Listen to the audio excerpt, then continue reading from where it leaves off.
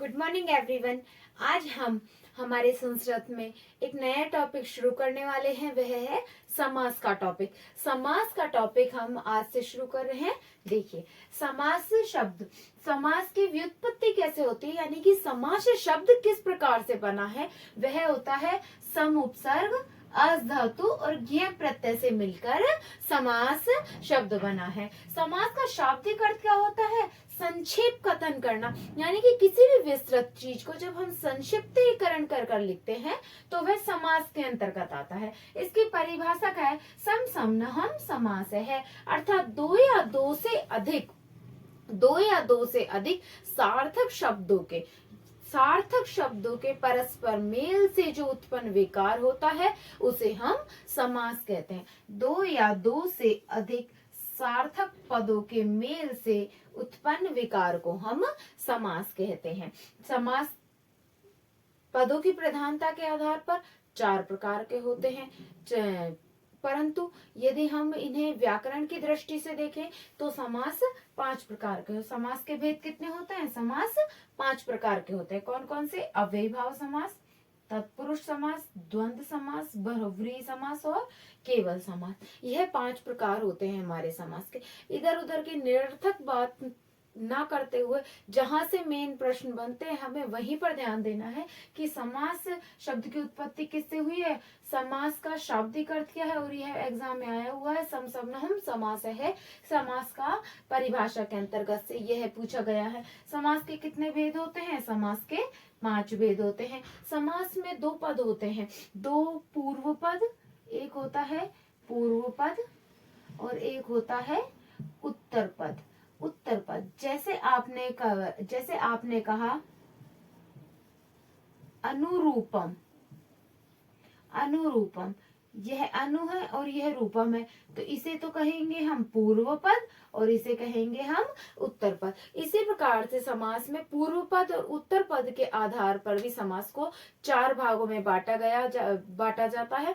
परंतु हम ये चार भाग ना पढ़ने के बजाय, क्योंकि एग्जाम में नहीं आते ये चार भाग, इसी के अंतर्गत आ जाते हैं, हम बस यह जानते हैं पूर्व पद कैसे कहते हैं। जो पूर्व में आता है उसे पूर्व पद कहते हैं, जो बाद में आता है उसे उत्तर पद कहते हैं। यह दो पद, क्योंकि आगे जब हम समास पढ़ेंगे तो उसमें ऐसे आएगा इसके पूर्व पद में अव्यय होता है, इसका पूर्व पद संख्यावाची होता है। इसलिए मैं आपको पहले ही बता रही हूँ कि पूर्व पद क्या होता है। आगे वाला शब्द होता है वो पूर्व पद और जो बाद वाला होता है वह उत्तर पद।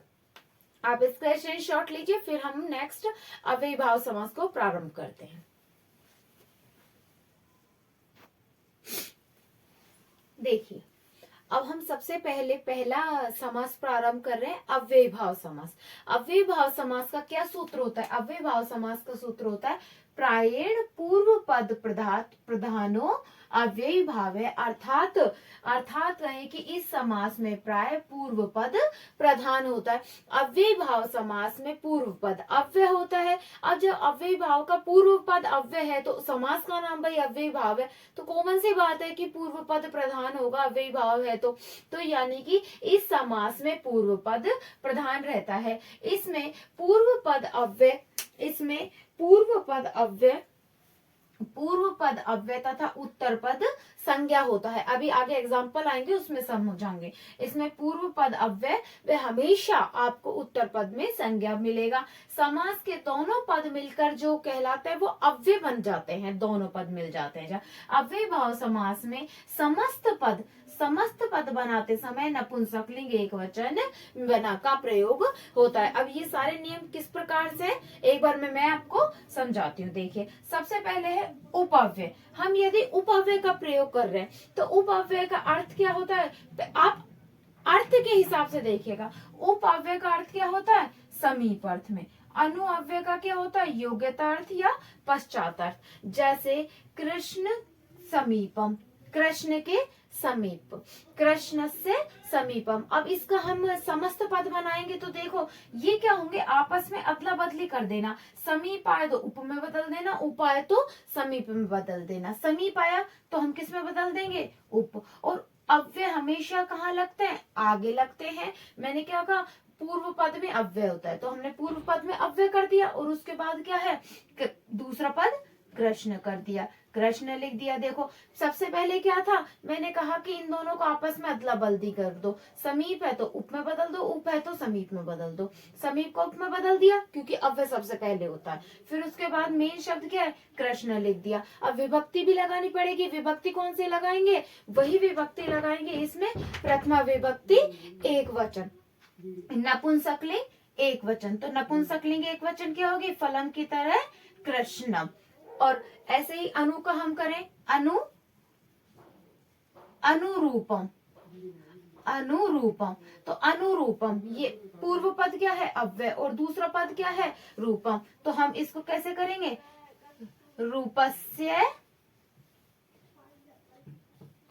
रूपस्य योग्यम, रूपस्य योग्यम। अनु को किस में बदल दिया, योग्य में। अगर ऐसा लिखा जाए तो योग्यता को किस में बदल देंगे हम, अनु में, और रूप का रूप हो गया। योग्यता को किस में बदला, अनु में बदला। मेन शब्द रूप, रूप लिख दिया, और उसका नपुंसकलिंग एक वचन। इसी तरीके से मैं आगे टेबल भी बनवाऊंगी, तो आप पहले इसका स्क्रीनशॉट लीजिए। हम नेक्स्ट अव्यय पढ़ रहे हैं प्रतिअव्यय। प्रतिअव्यय, प्रतिअव्यय का प्रयोग क्या होता है, दोहरान अर्थ में। जहां कहीं भी शब्द का दोहरान होता है या दो बार प्रयोग किया जाता है, वहां पर हमें बिना सोचे समझे प्रतिअव्यय का प्रयोग करना है। देखिए वर्षम वर्षम प्रति, वर्षम वर्षम दो बार यूज में लिया है, तो हम क्या करेंगे, प्रतिअव्यय का लेंगे। फिर मैंने आपसे कहा था आपस में अदला बदली होगी कि दोहरान शब्द है, दोहरान शब्द है, उसकी जगह प्रतिअव्यय। तो क्या कर दिया हमने, अव्यय आगे करके प्रति। मेन शब्द क्या है, वर्ष, वर्ष लिख दिया। नपुंसक एक लिंग एक वचन, नपुंसक लिंग एक वचन। फलम का एक होता है, फलम की तरह चलता है, तो प्रति वर्षम। देखिए नेक्स्ट है निरव्यय। निरव्यय किस अर्थ में होता है, अभाव अर्थ में। अब अभाव अर्थ में होता है जनानाम अभाव है। अब इसका हम रूप कैसे बनाएंगे, वही अदला बदली होगी। अभाव होगा तो निर में बदल जाएगा, निर होगा तो अभाव में बदल जाएगा। अभाव दे रखा है तो किस में बदल गया, निर में। और मेन शब्द क्या है, विभक्ति को तो हटा दो, विभक्ति को मत देखो। मेन शब्द क्या है इसमें, सिर्फ जन, निर्जन। फिर मैं कहां से लेकर आए, नपुंसकलिंग एक वचन। इस प्रकार से ये हो गया। और यदि ऐसे निर्जनम आ जाए जब क्या करेंगे, निर को तो अभाव में बदल देंगे और जन में विभक्ति लगा देंगे, लोगों का अभाव। यथा, यथा शब्द का प्रयोग होता है अंतिक्रम में अर्थ में, अंतिक्रम में। शक्तिम अंतिक्रम में है, शक्ति का अंतिक्रम में। तो यह अंतिक्रम में को किस में बदल दिया हमने, यथा शब्द में बदल दिया। शक्ति, इसको किस में बदल दिया हमने, यथा शब्द में बदल दिया। शक्तिम अंतिक्रम में है। इसी प्रकार से देखो, जैसे यथा आया, यथा को अंतिक्रम में बदल देना, अंतिक्रम में को यथा में बदल दिया। मेन शब्द क्या है, शक्ति, शक्ति लगा दिया, नपुंसकलिंग एक वचन लगा दिया। बस ये काम करना है। सुअव्यय, सुअव्यय का क्या अर्थ होता है, समृद्धि। अब वही बात, मद्राणाम समृद्धि, समृद्धि का उल्टा किस में कर देंगे, सु में बदल देंगे, सु में बदल दिया। मद्राणाम, मद्र शब्द मेन शब्द है, नपुंसकलिंग एक वचन से मैं आ गया। समृद्धि से सु आया, मद्र से मद्र आ गया, और नपुंसकलिंग एक वचन से मैं आ गया। शक्ति अंतिक्रम में, अंतिक्रम में की वजह से उल्टा करके यथा आया, मेन शब्द शक्ति लिखा, नपुंसकलिंग एक वचन से मैं आ गया। जनानाम अभाव है, अभाव का उल्टा करके निर आ गया, मेन शब्द जन है, नपुंसकलिंग एक वचन से मैं आ गया। वर्षम वर्षम प्रति, दोहरान की वजह से प्रति आ गया, मेन शब्द एक शब्द क्या है, वर्ष, नपुंसकलिंग एक वचन की वजह से मैं आ गया। अनुपूर्वेण, अनु का अनुपूर्वेण के रूप में, ज्येष्ठ से अनुपूर्वेण, तो अनुपूर्वेण का अर्थ उल्टा कर दिया, अनु में। मेन शब्द क्या है, ज्येष्ठ, ज्येष्ठ लिख दिया, नपुंसकलिंग एक वचन। अधि उपसर्ग का प्रयोग, अधि अव्यय का प्रयोग सप्तमी विभक्ति के अर्थ में होता है। देखो हरौ इति, हरौ में कौन सी विभक्ति है, सप्तमी विभक्ति एक वचन है, तो हरौ इति, जहां पर ये हो सप्तमी विभक्ति का अर्थ हो और इति हो, सप्तमी विभक्ति है और इति है, तो अधि अव्यय में बदल देंगे, अधि अव्यय में बदल दिया, अधि हरि। इस प्रकार से अभी मैंने आपको लास्ट स्लाइड में अनुअव्यय और कराया था। अनुअव्यय का मैं एग्जाम्पल समझाना थोड़ा रह गया था, मैं एक बार उसको और समझाती हूँ। देखो रूपस्य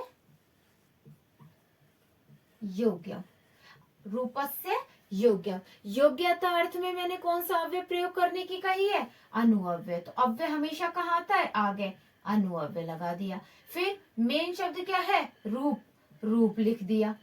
हुआ यहाँ पर विभक्ति कौन सी लगाऊं? नपुंसकलिंग एक वचन, बन गया शब्द हमारा रूपस्य योग्यम। योग्यता किस अव्यय के लिए यूज में आता है? अनु के में, तो अनु लिख दिया। मेन शब्द क्या है? रूप, रूप लिख दिया। नपुंसकलिंग एक वचन। और बताया था आपको रामस्य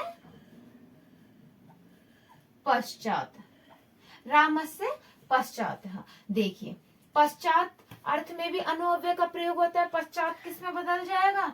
अनु में बदल जाएगा। पश्चात बदला, अनु में बदल गया। मेन शब्द क्या है? राम। पश्चात बदल गया अनु में, मेन शब्द क्या है? राम, राम लिख दिया। विभक्ति कौन सी लगाएं? नपुंसकलिंग एक वचन, अनु रामम। इस प्रकार से यह अव्यय हुए। कुछ अव्यय और बचे हैं, बस थोड़े बहुत वो और करवा देती हूँ मैं आपको। देखिए, अति अव्यय, अति अव्यय, अति अव्यय का अत्यय अर्थ में प्रयोग किया जाता है। अतिरिक्तता के अर्थ में। हेमस्य अत्यय। अब अत्यय शब्द आया है, आपस में वही अदला बदली करेंगे। किस में बदल जाएगा? उल्टा होकर अति अव्यय में बदल जाएगा। मेन शब्द क्या है? हिम, मेन शब्द लिख दिया हिम। विभक्ति कौन सी लगाई? नपुंसकलिंग एक वचन, बन गया अतिहितस्य, अतिहितम। सह अव्यय, सह का सह प्रयोग में लिया जाता है और अर्थ क्या है? सादृश्यम अर्थ में। तो मित्र से सादृश्यम, सादृश्यम आया तो किस में बदल जाएगा? सह में बदल जाएगा, सह में बदल दिया। मेन शब्द क्या है? मित्र, मित्र लिख दिया। विभक्ति कौन सी लगाई? नपुंसकलिंग एक वचन, नपुंसकलिंग एक वचन आ गया। इस प्रकार से हमारा आज अव्ययी भाव समास पूर्ण होता है। फिर नेक्स्ट हम अगली क्लास में दूसरा समास करेंगे। Thank you.